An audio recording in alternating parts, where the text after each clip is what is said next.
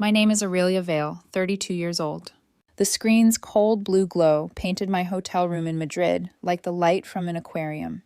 Behind me, the city pulsed with late-night voices and the hiss of scooters sliding down narrow streets. But in front of me, the only faces that mattered hovered pixelated on my laptop. My parents, Romero and Elodia, and my younger sister, Jimea. I forced a professional smile, the kind I'd perfected after years of corporate calls. A mask, really. Everything is wonderful over here, I told them, tilting the camera slightly to hide the chaos of files and contracts scattered across the bed. The project is moving along as planned. Madrid is incredible. My mother nodded, her own smile a little too syrupy, the kind she reserved for moments when she was about to ask for something or, worse, announce a decision already made. "That's great, honey. We're so happy you're doing well," she said, tone warm enough to lull a stranger. And then, with a pause so brief I almost missed it, she shifted gears. "Since we're all here, your sister has some news for you." Jimea, who had been slouched off camera fiddling with her phone, leaned forward. Her eyes glittered with a childish excitement that jarred against her 26 years. She raised her hand and dangled something metallic in front of the webcam. "Keys. My keys." "Look, big sis," she chirped, her voice unnaturally high. The keys jingled against her mic, a taunting soundtrack.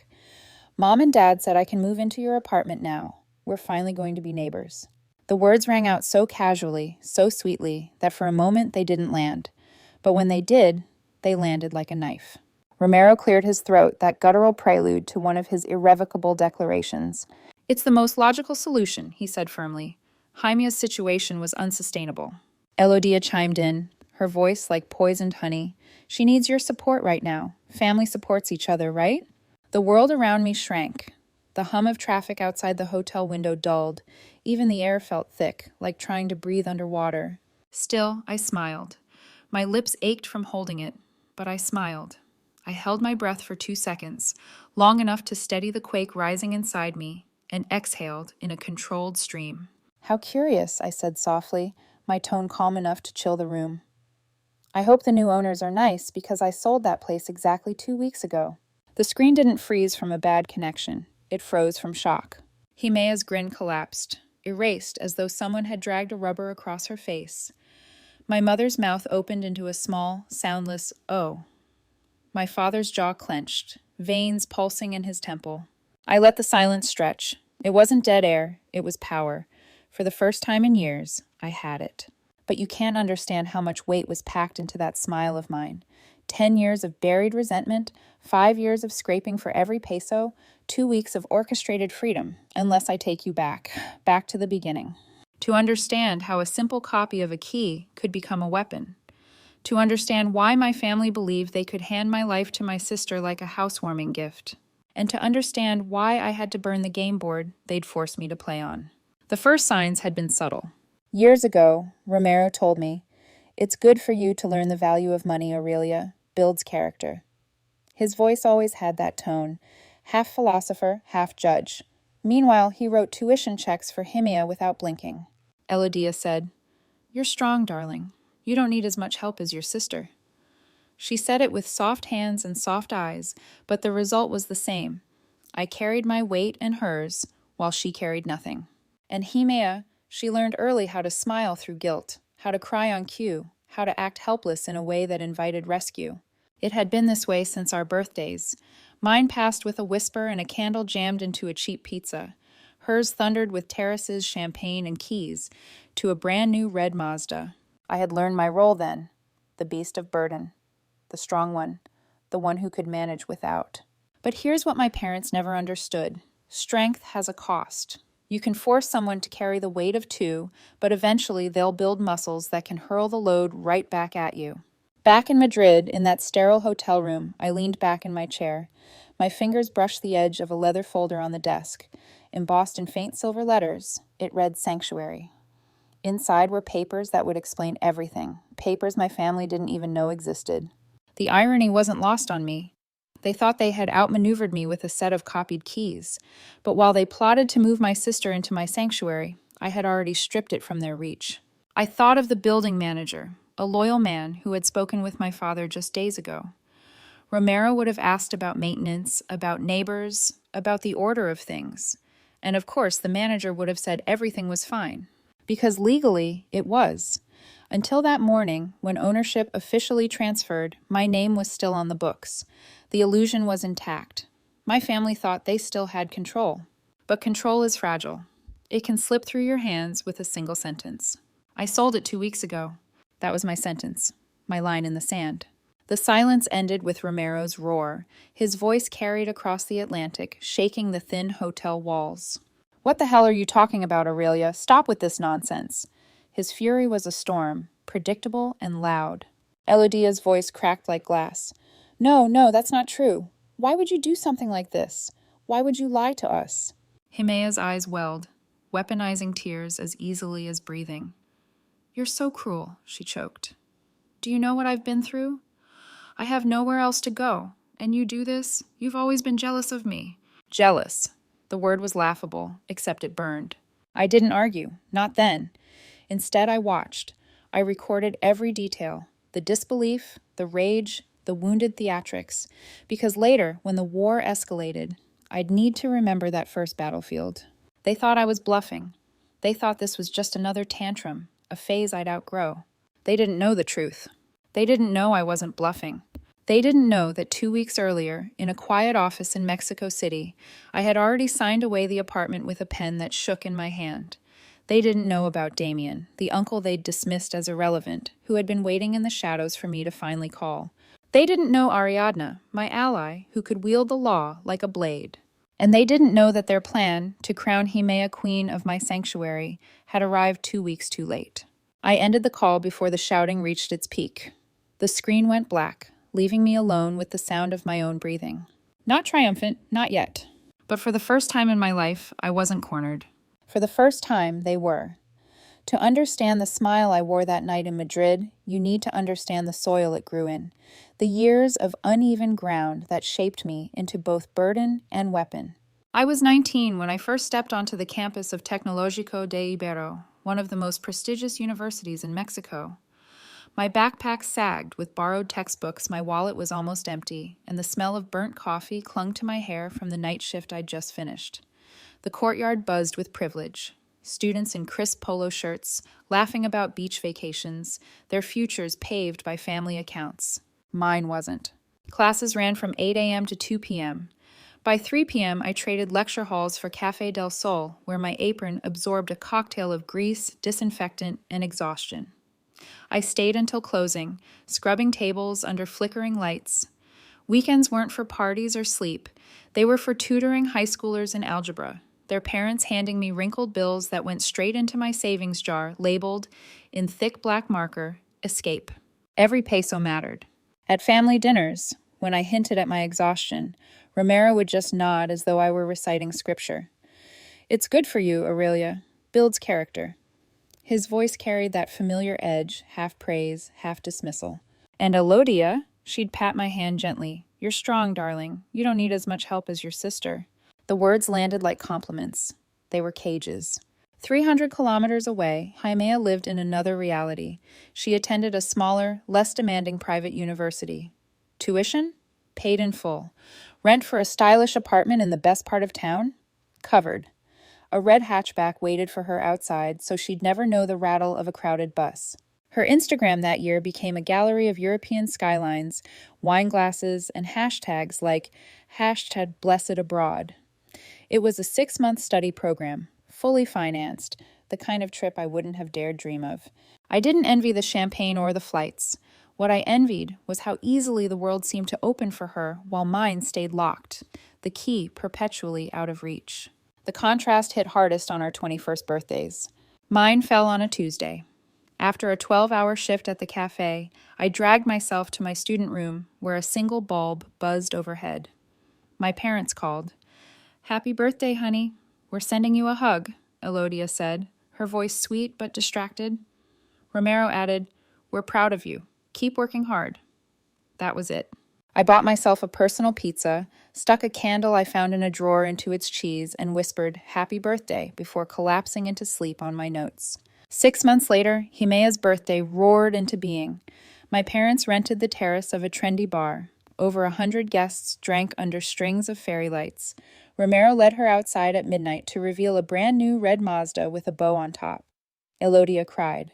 Himea screamed with joy and threw her arms around them both. I clapped from the shadows, my smile stretched thin. I don't think anyone noticed my silence, not with the music pounding and glasses clinking. But inside, something set, a lesson etched in stone. In our family, worth wasn't measured in effort, but in roles. Himea was the princess. And me? I was the mule. For years, I convinced myself it was fine. That independence was noble, that I didn't need their help. But the truth was harder. They didn't offer because they never intended to. My so-called strength was just convenient for them. I learned to play the role. At dinners, when Elodia fussed over Himea's latest heartbreak, I nodded, cleared the plates, and smiled on cue. When Romero praised me, "You've never given us problems, Aurelia," I swallowed the truth, that I hadn't given them problems because I'd learned they wouldn't solve them anyway. It was survival, not virtue. And yet, despite everything, a part of me longed for recognition. For someone to say, "We see you, we see how much you carry." That recognition never came. The memory that still pricks like a thorn is from a humid Sunday in July. Himea had flunked an exam, was wailing about how unfair her professor was. Elodia stroked her hair, promising they'd hire a private tutor. Romero said he'd talk to someone at the university. When I mentioned I'd gotten the highest score in my cohort, the table fell silent. Romero finally said, "That's expected from you." Expected, like my achievements were chores. That night, I went back to my tiny room, pulled the escape jar from under my bed, and counted the coins and bills inside. Barely enough to cover half a semester. I cried quietly, not because I was failing, I wasn't, but because succeeding meant nothing at home. It was around then that Uncle Damien started showing up more often at family gatherings. He rarely said much, sipping wine in the corner, but he'd give me small looks, knowing ones. Once, when I cleared plates, he murmured, "Save your strength, Aurelia. Someday you'll need it for yourself." I didn't understand then. I do now. The gap between Himea and me only widened after graduation. I clawed my way into the corporate world, starting as a junior analyst, living in a rented studio with cracked walls. My days blurred into code, online courses, and overtime. Every promotion was like dragging myself up a cliff, nails bleeding but grip unbroken. Meanwhile, Himea collected jobs like postcards, barista for 3 months, administrative assistant for 6 weeks, a brief stint as a realtor that ended in tears. Each failure was cushioned by Romero and Elodia, rent covered, bills paid, a wellness retreat in Tulum to heal her spirit. And every Sunday dinner, the same line, "We're glad you're so independent, Aurelia. You've never been a problem." No, I wasn't a problem. I was their solution, their safety net, their excuse not to worry about me. And Himea was their worry, their project, their fragile jewel. It wasn't until years later that I realized the cruel genius of it. They had built a system where my strength justified their neglect, and her weakness justified their indulgence. A system I would one day dismantle. The dream of my own apartment began as a whisper, then it grew teeth. I tightened my budget to the marrow. No vacations, no dinners out. I learned the art of saying, "I already have plans," when invited somewhere. My plans were always the same, work. I took freelance projects at night, translation, web design, anything that fed the escape jar, which by then had become a savings account I called Sanctuary. It wasn't just a financial goal, it was a promise, a perimeter, a place where, for the first time, I would make the rules. I didn't tell my parents. They still thought I lived paycheck to paycheck, renting a modest studio. They didn't know about the spreadsheets I updated at 3 a.m., the freelance invoices paid into accounts only I controlled, the plans drawn like secret blueprints. When I finally reached the number I needed, I remember walking out of the notary's office with trembling hands, the deed to a small apartment in Colonia Roma pressed to my chest. I sat on a park bench and cried, loud, messy tears I hadn't allowed myself in years. I wasn't crying for the apartment. I was crying for every exhausted night that led there, for the silence that had been my birthday gift, for the loneliness I'd carried like a second spine. And for the first time I felt something dangerous blooming inside me. Hope. Of course I made a mistake, one small gesture that seemed harmless. I gave Elodia a copy of the key. "Just in case of emergencies," I said. She smiled, kissed my cheek, and slid it into her purse. I didn't know it then, but that key would be the wedge they'd use to pry open my sanctuary. The invasion hadn't begun yet, but it was coming. And when it did, it would break me in ways I couldn't yet imagine. When I first walked into the apartment in Colonia Roma, it was nothing more than 80 square meters of echoing emptiness, bare walls, hardwood floors, and windows that spilled late afternoon light across the dust. Yet to me, it felt like stepping into a cathedral I had built with my own hands. I didn't have the money for furniture at first. An air mattress became my bed. Cardboard boxes doubled as tables. I boiled pasta in a single dented pot I had carried over from my student days. But even then, sitting cross-legged on the floor with dinner balanced on my knees, I felt a strange and overwhelming peace. For the first time in my life, the silence around me wasn't neglect. It was mine. Every detail became a ritual of reclamation. I painted the walls luminous white, the color of clarity. I spent weekends sanding down a flea market dining table, running my hands over the wood as if I were erasing years of someone else's fingerprints before making it my own. A gray sofa appeared after months of freelance projects, its cushions heavy with the weight of my exhaustion. Slowly, room by room, I breathed life into the hollow shell. My sanctuary grew not from abundance, but from discipline. The bookshelf organized alphabetically. The spice rack labeled with neat handwriting. Plants placed to catch the sun at just the right angles. To anyone else, it might have looked obsessive. To me, it was survival. After years of being told my boundaries didn't matter, I carved order into chaos as proof that I could control something, even if it was only the placement of a coffee mug. Of course, sanctuaries have vulnerabilities. Mine was small and metallic, tucked into my mother's purse. At first, her use of the key seemed harmless. She let herself in one morning with a basket of fruit. "I was in the neighborhood," she said with that lilting smile. "I thought you could use some vitamins." I thanked her, though the way her eyes roamed the apartment made me uneasy, cataloging, assessing, judging. Then came the unannounced drop-ins. Elodia insisted she was just checking in, but I noticed her tidying things that didn't need tidying, moving objects a few centimeters left or right as though subtly asserting ownership. "This place is big for just one person," she remarked once, her tone syrupy with admiration, but her eyes sharp with implication. Soon, Hemia began appearing, always with the same phrase. I was in the area. But Colonia Roma wasn't near anywhere she frequented. She would perch on my sofa, scrolling through her phone, sighing loudly until I offered coffee. She'd glance around like a queen, inspecting her kingdom. The first time she asked to borrow something, it was a black dress I had worn to a cousin's wedding. "It's perfect for my interview," she said, holding it up against herself. "I'll bring it back, promise." It never returned. Then came shoes, handbags, perfume. My closet transformed into her personal boutique.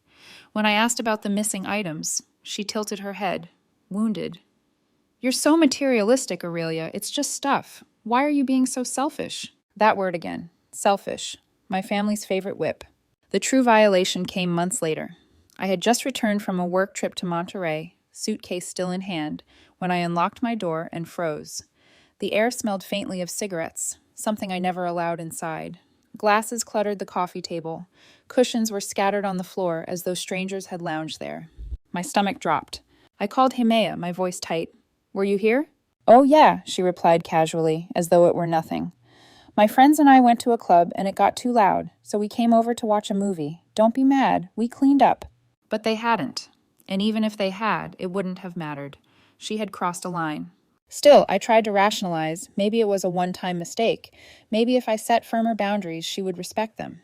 I was wrong. The final straw came on an ordinary afternoon. I'd left work early, exhausted. As I pushed open my bedroom door, I froze. There she was, Hemea, sitting cross-legged on my bed, my journal open in her lap.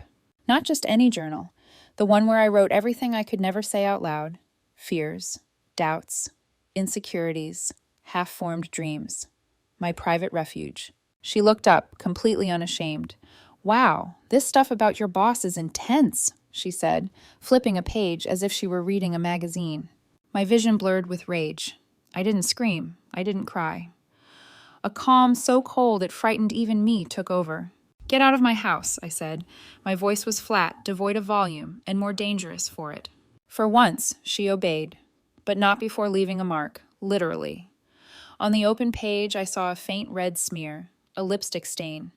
Her lipstick, as if she had branded my secrets with her signature. It wasn't just my space she had invaded, it was my mind. That night, I realized something fundamental. My sanctuary was no longer safe. I could scrub walls, alphabetize books, polish floors until they gleamed. But none of it mattered if a single key could undo it all. Still, I wasn't ready to declare war. I convinced myself dialogue might fix it. I prepared for days, scribbling arguments in a notebook, rehearsing phrases like, "This isn't about anger, it's about respect." I wanted to believe my family could understand boundaries if I explained clearly enough. Naive.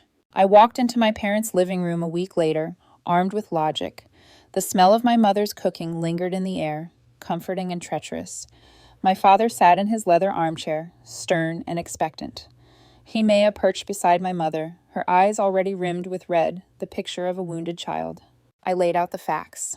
The unannounced visits, the missing belongings, the party in my apartment, the journal. I spoke calmly, evenly, almost like a lawyer presenting evidence. And then I waited. For justice, for outrage, for even a flicker of acknowledgement. What I got was dismissal. Elodia waved a hand. "Oh, Aurelia, don't be so dramatic. She just read a little of your diary. Sisters share things."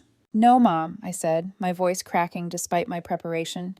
"Sisters don't share by breaking locks and invading privacy." Himea's sobs erupted, perfectly timed.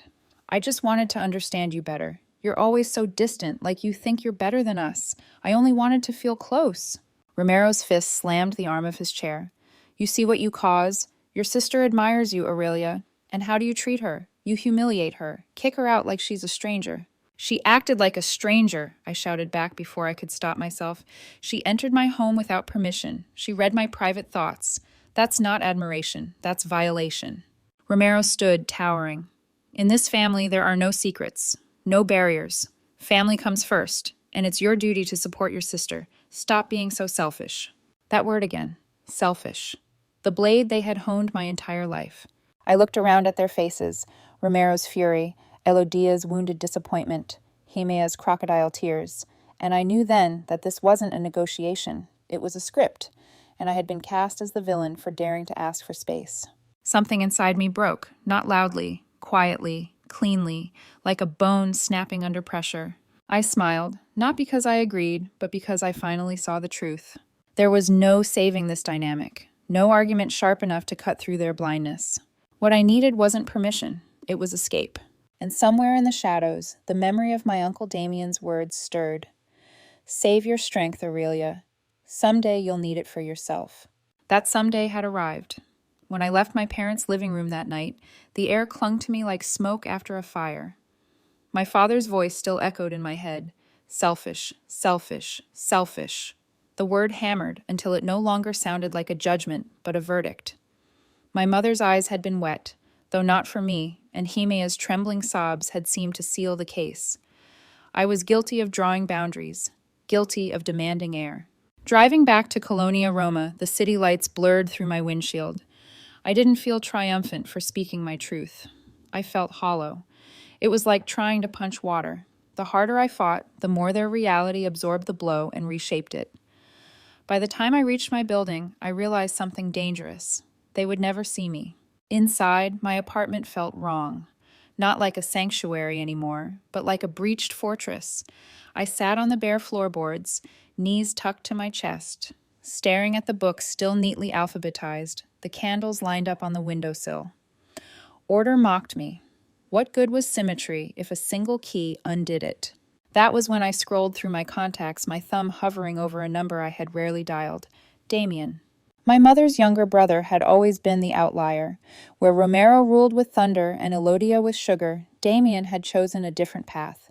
He built a reputation in real estate sharp as glass, rumored to be ruthless with competitors, yet strangely gentle with me. At family gatherings, he would sit apart, sipping wine, listening more than speaking. People called him the black sheep. I suspected he preferred it that way. I pressed call. He answered on the second ring. "Aurelia, niece, what a surprise. Everything all right?" His tone was smooth, but I detected an undertone of alertness. and then the dam burst. Words tumbled out about the drop-ins, the missing clothes, the journal desecrated with lipstick, the tribunal masquerading as a family conversation.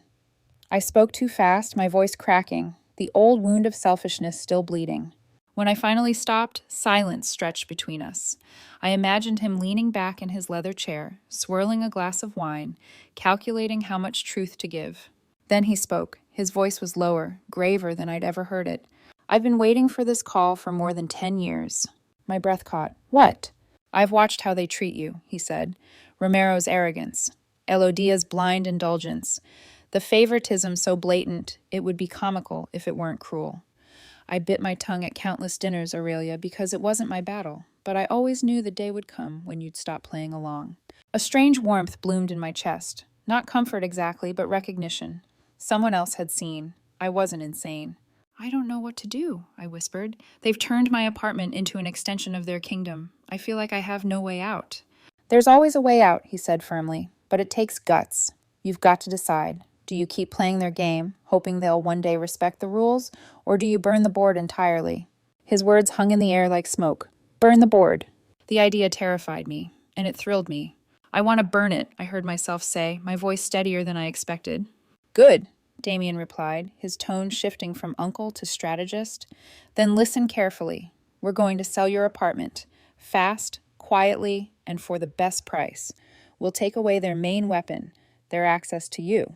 The plan sounded outrageous at first. Sell the very sanctuary I had bled for, the walls that had witnessed my lonely victories, the kitchen where I had finally cooked without shame, the balcony where I had first breathed in freedom. But the more Damien spoke, the clearer it became. My sanctuary wasn't the apartment. It was the act of claiming independence. And if I wanted to preserve it, I had to let go of the physical space my family had already infiltrated.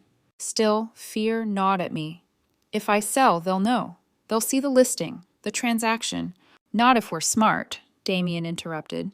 I'll handle the market. I've got an investment company lined up, discreet, cash ready. The deed will be transferred before they can blink. And I know someone who can front the transaction legally, someone you can trust. Ariadne, I guessed. He chuckled. Sharp as ever. Yes, that woman could turn a courtroom into a theater and leave the jury begging for an encore. If she represents the buyers, no one will question a thing. I thought of Ariadne, an old friend from university, now a corporate lawyer who never minced words. With her precision and Damien's cunning, maybe this wasn't madness. Maybe it was salvation. That night, I sat at my desk, the journal Jaimea had violated still open in front of me. The red lipstick smear glared up like a wound. I turned to a fresh page and wrote 3 words in ink so dark it bled through. Burn the board. Then I listed steps. Contact Damien tomorrow. Meet Ariadne this week. Begin discreet packing. Find storage under a different name. It wasn't just logistics, it was ritual. For the first time, my plan wasn't about enduring, it was about escaping. The next days blurred into secret maneuvers. I started small, sorting through closets, pulling aside items with sentimental value. At night, I boxed them quietly, sealing them with tape while the city slept. During the day, I smiled at colleagues, volunteered for projects, played the dependable worker, mask firmly in place. My parents called, of course. My father's booming voice still demanded updates. My mother's tone still dripped with sweetness that soured at the edges. But I kept conversations light, vague. If they noticed my brevity, they didn't mention it. Every time I folded a sweater into a box, every time I wrapped a glass in newspaper, I felt the weight of years lifting. This wasn't loss. This was strategy. 2 weeks later, Damien called. His voice carried the thrill of a man who'd just closed a deal. I have a buyer, he said. Cash offer, above market. They want to close within days. My pulse quickened. Who? An investment group, he replied, though the satisfaction in his tone told me more than his words. Let's just say the representative is someone you already trust. Ariadne, of course. It was happening. The night before we were to sign the papers, I couldn't sleep. I walked from room to room, touching the walls, the sofa, the table I'd sanded. Each object whispered memories, late nights of work, solitary meals, tears that no one else had seen.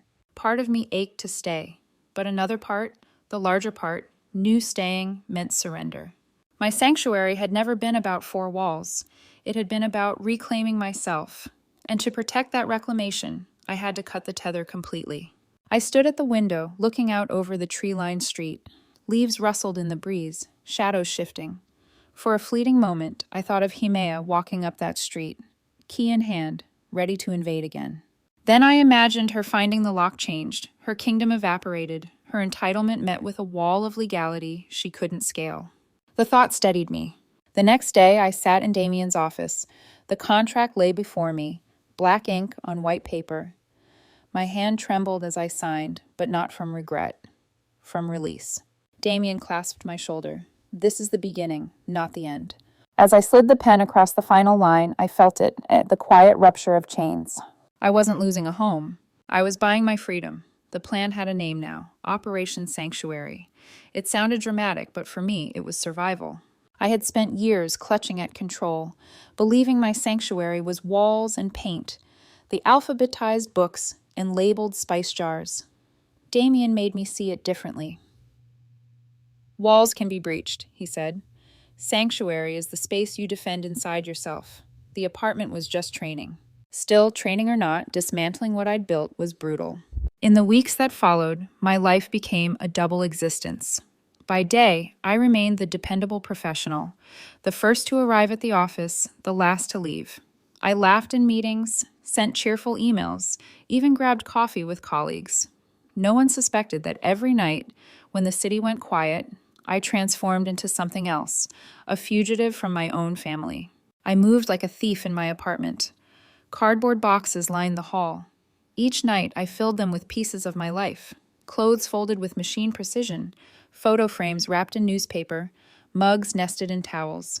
Anything that held sentiment went into storage under Ariadne's name. Anything replaceable, I donated. It was strange, standing in donation centers at midnight, handing over furniture to strangers.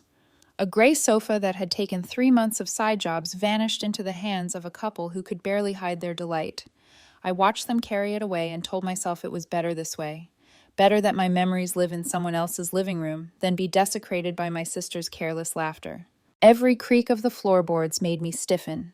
Every sound in the hallway felt like a warning. If Romero or Elodia suspected, if Himea dropped by with her key, everything would unravel. Ariadne's involvement turned the plan from desperate to surgical. She was a vision of composure when I met her in Damien's office, her hair pulled into a severe bun, her navy blue suit sharp as a blade. She laid out the documents like weapons. The buyers are technically an investment company, she explained, but the entity was formed through my firm. On paper, it's airtight. Your parents won't trace a thing. I nodded, grateful and a little intimidated. Ariadne had always had that effect, the ability to make you feel both protected and slightly under interrogation. She tapped one of the contracts. Once the transfer is registered, any attempt by your family to interfere will be treated as trespassing. If they try, I'll be waiting. Her words held a promise of battle. I almost smiled. Then, fate delivered me the perfect alibi. The email arrived on a Wednesday morning. My company was launching a high-priority pilot project in Madrid. They wanted me to lead it. 3 weeks abroad, all expenses covered. A career-defining opportunity. But to me, it was more than that. It was camouflage, a shield behind which I could dismantle my old life. I told my parents casually, as if it were just another work trip. Madrid for 3 weeks, I said over the phone. Elodia sighed dramatically, saying she would miss me. Romero grunted something about, don't waste the opportunity. Himea, predictably, asked if I'd bring back souvenirs. They had no idea that while they imagined me in conference rooms and board dinners, I'd be tearing up roots. The week before my flight was chaos disguised as routine. I scheduled moving trucks at night, disguised as delivery vans. I paid cash for storage so there would be no paper trail. I even staged my apartment carefully, leaving a few pieces of furniture and clothes behind, so if anyone peeked in, it would still look lived in. Every time my phone buzzed, my heart lurched, afraid it was Elodia announcing a surprise visit. One evening, while taping boxes, I heard the jingle of keys at the door. Panic shot through me, but it was just my neighbor, fumbling with her own lock across the hall. I stood there trembling, sweat on my palms, realizing how close I was to losing everything. 3 nights before departure, I signed the final sales papers in Damien's office. The room smelled of leather and ink, the faint hum of the city beyond the windows.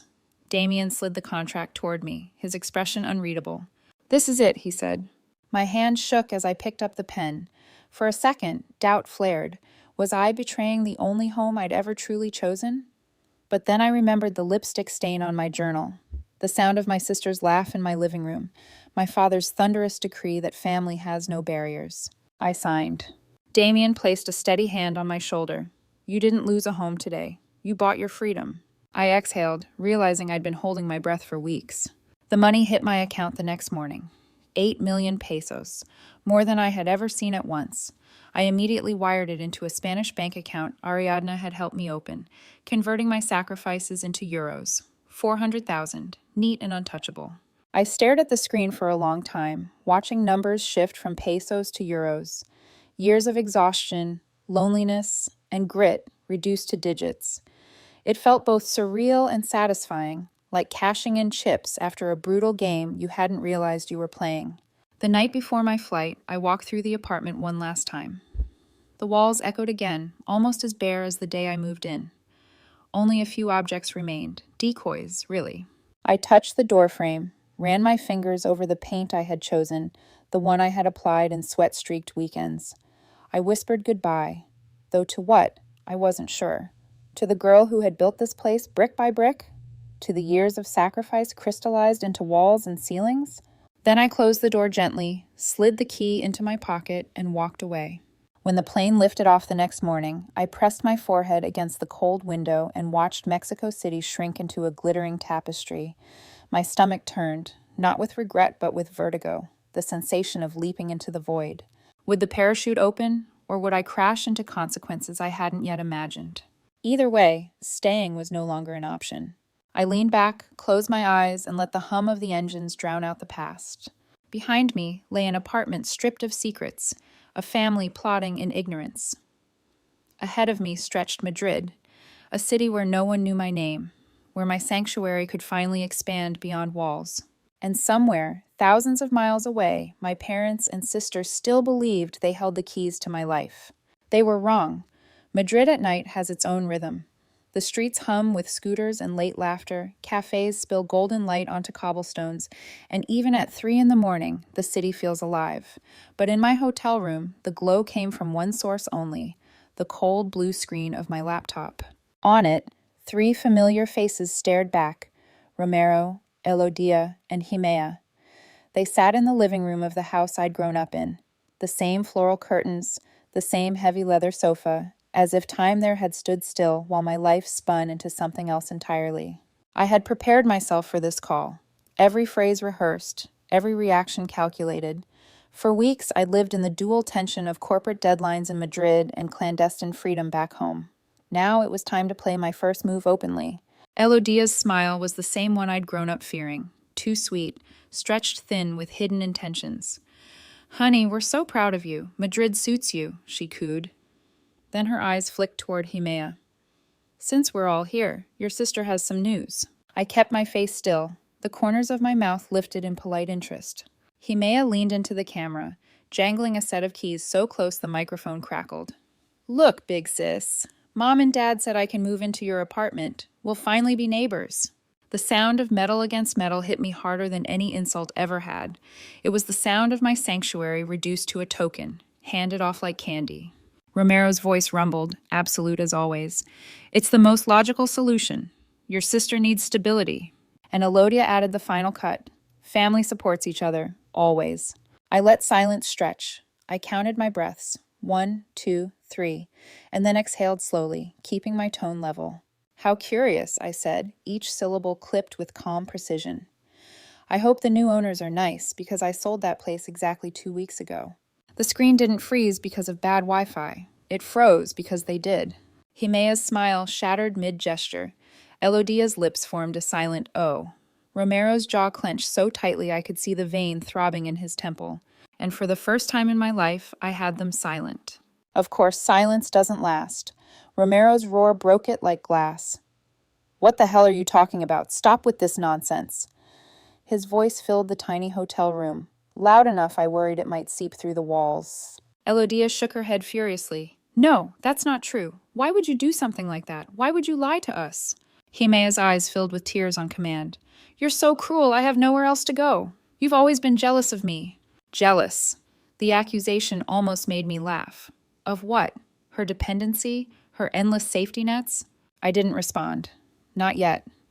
Instead, I let them watch me. Calm, composed, unshaken. Their storm would spend itself. Mine was only beginning. I spoke with your building manager yesterday, Romero snapped. He said everything was in order. Of course he did, I replied evenly. Until this morning, legally, the apartment was still in my name. He had no reason to know otherwise. Their faces flickered with disbelief, denial cracking under the weight of logic. Then I delivered the second blow. If you don't believe me, ask Uncle Damien. He was my real estate agent. The shock hit them like a second explosion. Elodia's face contorted, betrayal and confusion tangling together. Romero went momentarily speechless, fury replaced by stunned silence. Even Hymia stopped crying, her performance slipping. I ended the call before they recovered. The screen went black, leaving me alone with the pounding of my heart. Not victory, not yet, but the battlefield had shifted. For once, they were scrambling. The next morning, while I sipped bitter hotel coffee and scanned through work emails, my phone buzzed with a message from Damien. They'll try to move her in today, it read. Be ready. I pictured it instantly. Elodia with her casserole of comfort food, Romero carrying Himea's oversized suitcases. The three of them marching into my building like conquerors. And I smiled, because what awaited them wasn't conquest, it was reality. That afternoon, while Madrid bustled outside my hotel, they arrived at Colonia Roma. The doorman recognized them. Of course he did. They had been there countless times, trailing after Himea's visits. He let them pass with polite nods. In the elevator, Romero gripped the handle of one suitcase while Elodia balanced the stew container, still warm. Himea scrolled on her phone, already imagining herself queen of the kingdom. They stopped at the dark wooden door. Himea slipped the key into the lock, twisting with theatrical flourish. It didn't turn.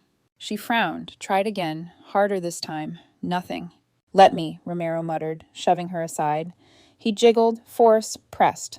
The lock refused. Frustration mounted. Finally, Elodia sighed, pressing the doorbell. And when the door opened, the scene they expected, me, apologetic, ready to negotiate, was nowhere to be found. Instead, Ariadna stood framed in the doorway. She looked every inch the professional warrior, navy blue suit tailored to perfection, hair in a severe bun, lips painted the color of command. She held herself like she owned not just the apartment, but the entire building.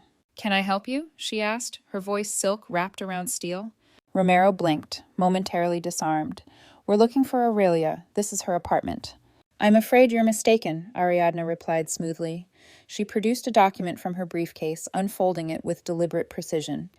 This property was legally acquired 2 weeks ago by my clients. Any attempt to enter from this point forward will be considered trespassing. Elodia's face drained of color. No, there must be some mistake. We're her family. Familial relation is irrelevant in matters of property law, Ariadna said coolly. Then her eyes slid to Hymia, who clutched her phone like a lifeline, her suitcases at her feet like anchors. And as for you, miss, I suggest you remove your belongings from the hallway immediately. You have 5 minutes before I call security. The silence that followed was brutal. Romero's face purpled, his authority evaporating under Ariadna's calm. Elodia teetered on the edge of tears, clutching the stew like it might save her. And Himea, poor, coddled Himea, looked like a child caught stealing candy. Ariadna closed the door gently, the click of the new lock echoing like a gunshot. Later that night, while I ate tapas in a small Madrid bar, my phone buzzed again. A single message from Ariadna. Plague neutralized. Their faces were priceless. I smiled for the first time in weeks. Not because it was over. I knew better than that. This was just the opening act. But for the first time, reality had slapped my family across the face, and it hadn't bent to their will. The board was burning. And I was finally the one holding the match.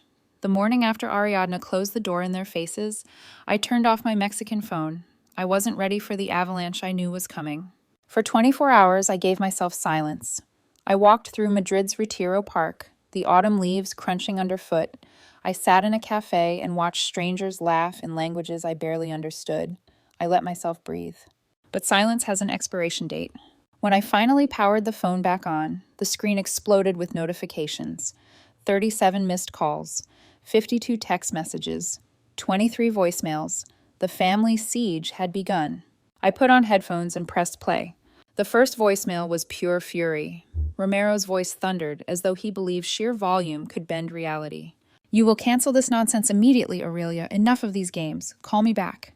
Another, recorded hours later, was calmer but sharper. "I spoke with the building manager again. He says everything is normal. You're lying. Do you hear me? Lying." Elodia's messages were an emotional kaleidoscope. One was tearful. "Why are you doing this to us? We're your family." Another dripped with guilt. "Your sister hasn't stopped crying. Are you happy now?" The next was a plea. "Please, just answer. We only want to know you're safe." And then came Himea's. Her voice was high, brittle.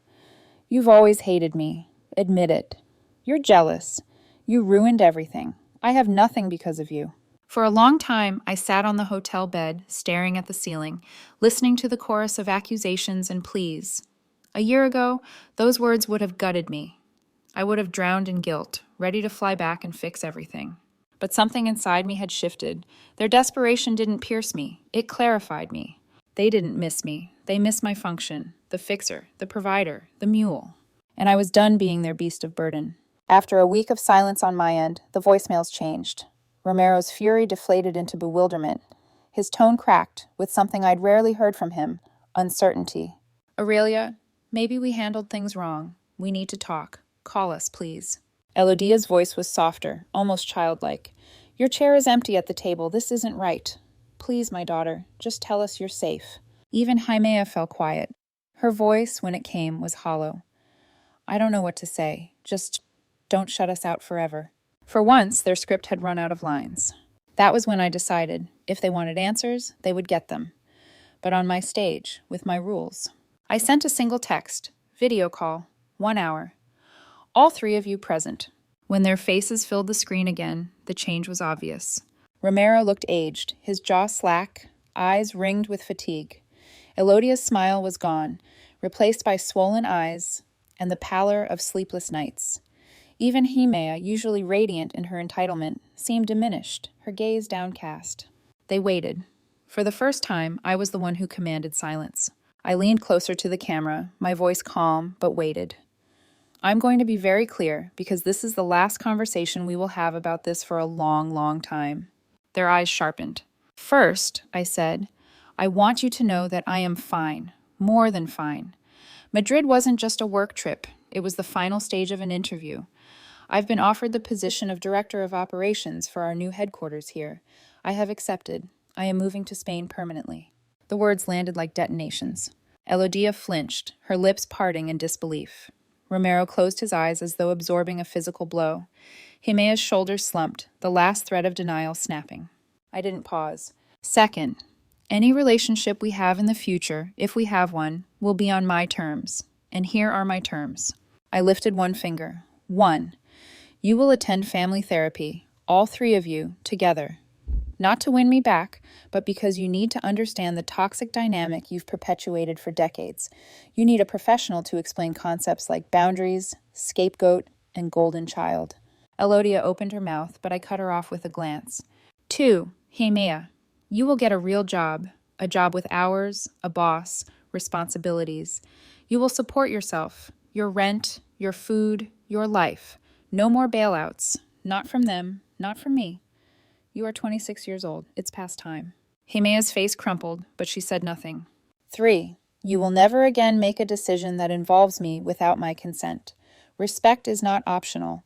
It is the price of admission for any contact with me. I let silence expand, heavy and unyielding. Romero tried to rally. His lips tightened, his chest rose, the familiar boom gathering.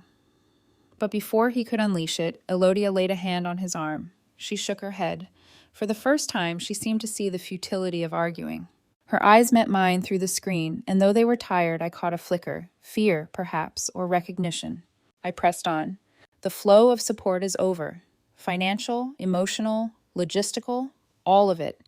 If you want me in your lives, you will treat me as an equal, not as a tool. Those are my conditions. They are non-negotiable. Elodia's lips trembled. Romero's jaw flexed, but the fury had drained out of him, replaced by something else, helplessness. And Himea, she didn't look at me at all. I leaned back, exhaled slowly, and delivered the final blow. The choice is yours. Work to rebuild trust, or cling to your pride and lose me forever. Think carefully. And before they could respond, I ended the call. The screen went black. I sat there, the silence pressing in. My heart hammered, adrenaline still coursing, but beneath it all was something steadier. Peace. Not joy, not triumph. Just a stillness I'd never known. For 32 years, they had written the script of my life. That night, I tore it up and handed them a new one. Whether they could read it or whether they'd burn it, I didn't yet know. But the rules had changed. Forever. Madrid became my refuge almost by accident. I rented a small apartment in Salamanca, its balcony overlooking a narrow street where cafes spilled onto sidewalks. At night, I would step outside with a glass of wine and let the city's hum wash over me. For the first time in my life, I could breathe without bracing for intrusion. Peace, however, is complicated. Freedom doesn't arrive with fireworks. It arrives quietly, and with it comes a strange grief. I had won, in a way. My family had been forced to face limits they'd never believed existed. And yet, as I unpacked my few suitcases, I felt a phantom ache, the loss of what I had hoped family could be. It was like losing a limb, painful, even when it had poisoned me. Damien visited me 2 weeks after the confrontation. He flew in under the guise of business, but I knew better. We met at a quiet cafe near Retiro Park. He arrived sharp as always, dark suit pressed, sunglasses hiding his eyes until he slid into the booth across from me. "You've done it," he said simply. "You've burned the board." I nodded, sipping my coffee. And yet, why does it feel like ashes still cling to me? Damien studied me for a moment, then reached into his briefcase. He slid a folder across the table, thick, heavy, its edges frayed from years of handling. "What's this?" "Receipts," he said. "I've been keeping them. For you. For the day you'd need to see the truth laid bare." I hesitated, then opened it. Inside were photocopies, emails, old bank slips. At first they didn't make sense, until I recognized names, dates, numbers. My name. My savings account, from years ago, the one I had scraped together, peso by peso. Romero had used my guarantor information without asking, once to secure a loan. Elodia had redirected small inheritances meant for both daughters into Himea's tuition, quiet diversions disguised as family decisions. I flipped through page after page, my chest tightening. I had known, in some instinctive way, that favoritism ran deep, but to see it documented, to see the theft not just of affection, but of tangible resources, was like reopening a wound I thought had scarred. "Why show me this now?" I whispered. Damien's eyes, sharp and unreadable, finally softened.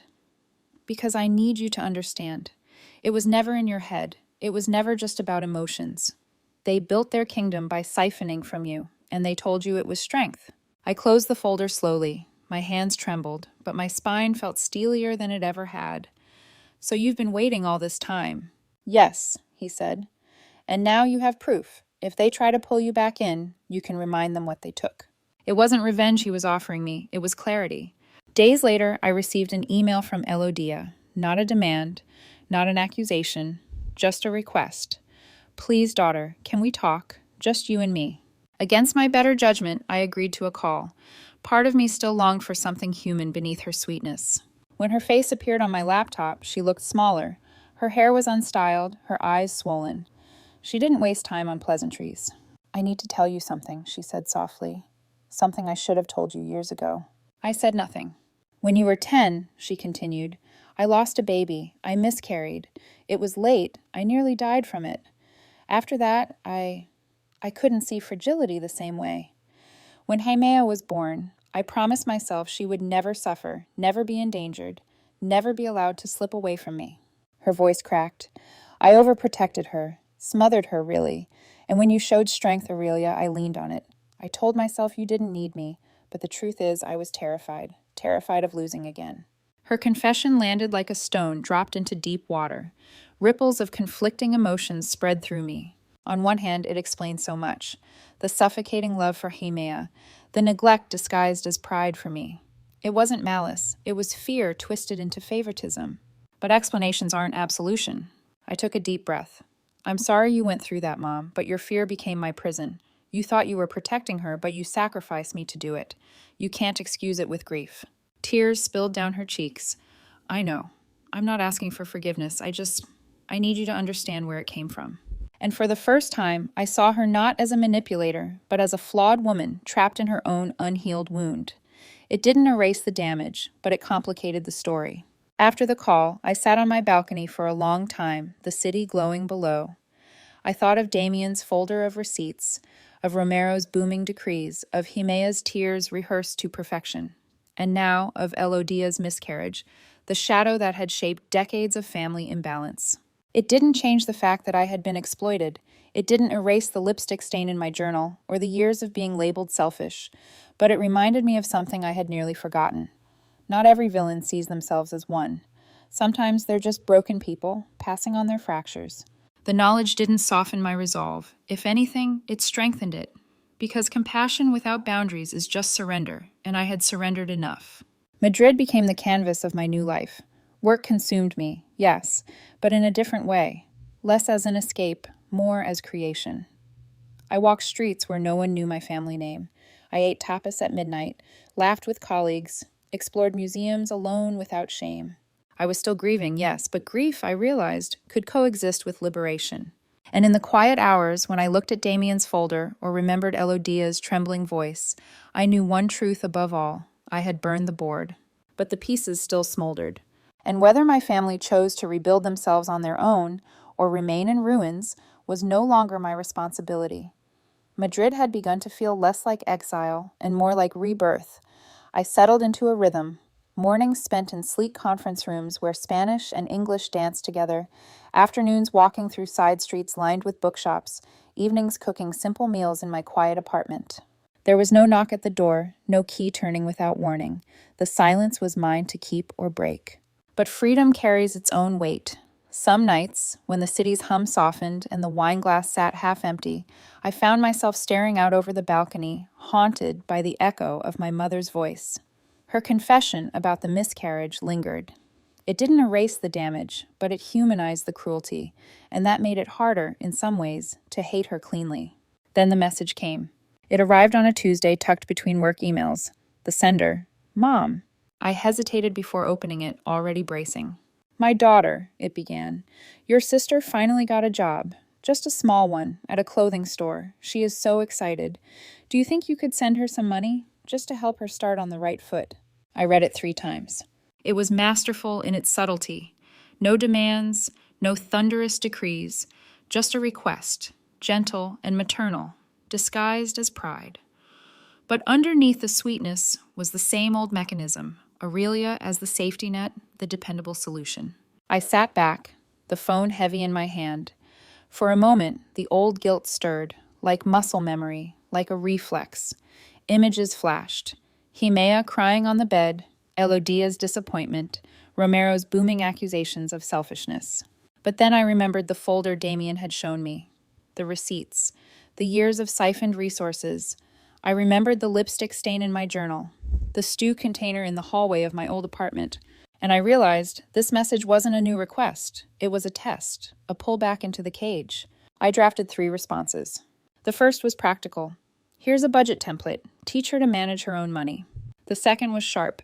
Ask Dad, or better yet, let her figure it out like I did. The third was short, cold. No. I stared at them, each one a temptation, each one still a form of engagement. Then I did something simpler. I archived the conversation. No reply, no explanation, just silence. Because silence, I realized, could be an answer too. The next day, Damien called. They're circling again, aren't they? His tone was matter of fact, not surprised. They want me to send money, I admitted. Of course they do, he said dryly. When you cut off the supply, they test the fences. They'll rattle the bars, see if the gate opens. I didn't answer. There was a pause, then warmth. Good. Sometimes the strongest response is no response. Silence is not absence. It's a boundary. I closed my eyes, letting his words settle. Work filled the weeks that followed, but the test lingered in the back of my mind. Elodia's message glowed like an ember, daring me to pick it up and burn myself. I didn't. Instead, I poured myself into Madrid. I explored the Prado Museum, losing hours in front of Goya's bleak canvases and Velázquez's regal portraits. I walked through markets, inhaling the scent of chamon and fresh oranges. Slowly, my life expanded into spaces where my family's shadows couldn't reach. Yet at night, I still wondered, had my silence hurt them? Did they sit around the table, shaking their heads at my cruelty? Did Himea complain that her big sister abandoned her, while Elodia sighed dramatically, wringing her hands? Probably. But I reminded myself their pain was not mine to fix. One evening, as I stood on my balcony, the streetlights flickering on below, I noticed a locksmith across the street flipping his sign from Cerrado to Abierto. He pulled a heavy ring of keys from his belt, each one glinting under the lamplight. Keys, the symbol of everything, the weapon they had used, the control they thought they held. And yet here was a man turning them into something else: protection, possibility, a promise of privacy.